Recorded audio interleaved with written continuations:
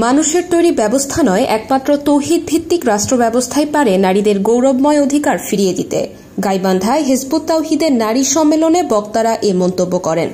আজ সকালে গাইবান্ধা শিল্পকলা অডিটোরিয়ামে অনুষ্ঠিত দিনব্যাপী এই সম্মেলনে বলা হয়, ইসলামের প্রকৃত শিক্ষা ও আদর্শে অনুপ্রাণিত হলে নারীরা পশ্চাৎপদতার পেছনে ফেলে সমাজের অগ্রগতিতে বিস্ময়কর ভূমিকা রাখতে পারবে।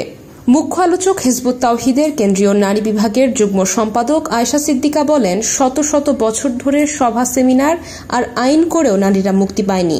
পশ্চিমা সভ্যতায় নারীদের ভোগ্যপণ্যে পরিণত করা হয়েছে, অথচ ইসলামের আগমনে নারীরা ফিরে পেয়েছিল সম্মান ও মর্যাদা।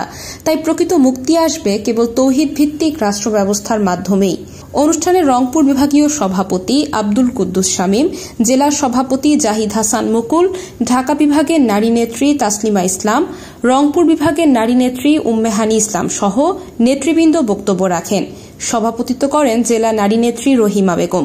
এ সময় বিশেষ অতিথি হিসাবে উপস্থিত ছিলেন সাবেক কাউন্সিলর আনজুয়ারা বেগম, মাহফুজা খান মিতা এবং নারী উন্নয়ন সংগঠনের নেত্রী রাবেয়া গিনি। কথা বলার অধিকার ছিল না 1400 বছর আগে, নারীদেরকে জীবন্ত দাফন করা হতো, এভাবে নারীদেরকে এত ছোট দেখা হতো, নারীদেরকে কবরে পর্যন্ত পৌঁছায় দেওয়া হয়েছে। বোঝেন না নারীদের অবস্থা কেমন ছিল?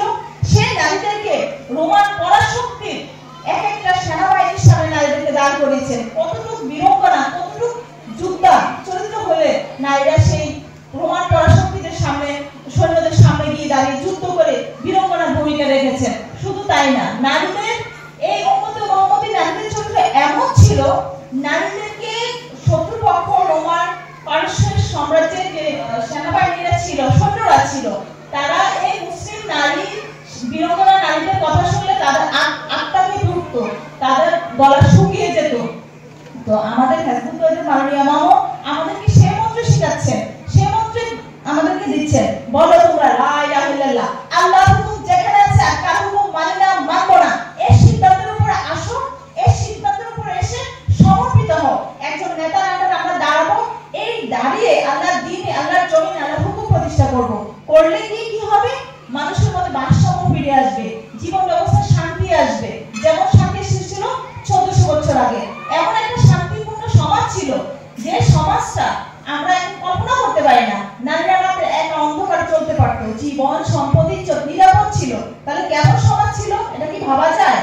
তো আমরা সেই প্রস্তাবটাই দিচ্ছি হিজবুত তাওহীদ রাষ্ট্রভিত্তিক যে নারী নীতি, এটা কি হবে? আমরা যদি এই মন্ত্রের উপরে আসি, লা ইলাহা ইল্লাল্লাহ, আল্লাহর হুকুম ছাড়া কারো হুকুমকে মানব না, এবং আখিরি নবী বিশ্বনবী হুজুর পাক রাসূল সাল্লাল্লাহু আলাইহি ওয়াসাল্লামের শিক্ষাকে আমরা অনুসরণ করব, সেই কথার উপরে আসলে আমরাও এক একটা নারী সেই উম্মতে মুহাম্মদী নারীদের মতো ইনশাআল্লাহ যোগ্যতা অর্জন করব। সেই লক্ষ্যে আমাদের কাজ, সেই লক্ষ্যে আমাদের আহ্বান। হুকুম মানা